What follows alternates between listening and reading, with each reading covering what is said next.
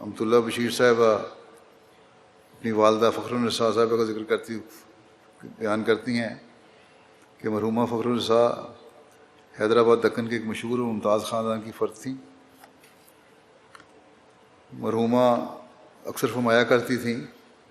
کہ میں نے اپنے شوہر کا دل خوش کرنے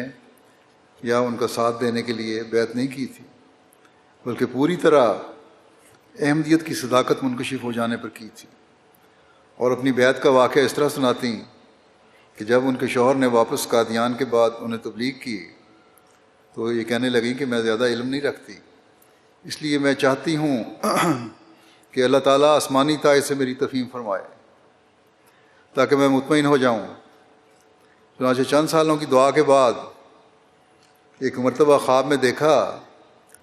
کہ صحن مکان میں آسمان سے کاغذ کی پرچیاں کثیر تعداد میں گر رہی ہیں، اور جس پرچی کو کہتی ہیں میں اٹھا کر دیکھتی ہوں اس پر مرزا غلام احمد قادیانی لکھا ہوا پاتی ہوں۔ اس رویا کے بعد اطمینان حاصل ہو گیا اور صدق کے دل سے سن 1900 میں بیعت کر لی۔ مرحومہ کا چونکہ کوئی بھائی نہیں تھا، اس لیے ان کے والد نے ان کو اپنے ہی گھر میں رکھا ہوا تھا۔ بیعت کرنے کے بعد والد نے شدید مخالفت شروع کر دی، مگر مرحومہ ثابت قدم رہیں اور امر حق کے کہنے اور سچ بولنے سے کبھی دریغ نہیں کیا۔ آخر جب والد فوت ہو گئے تو اپنی والدہ ماجدہ اور اپنی دونوں چھوٹی بہنوں اور ان کے بعض بچوں کو بھی اپنے نیک نمونے سے داخل احمدیت کر لی۔ بس نیک نمونہ بھی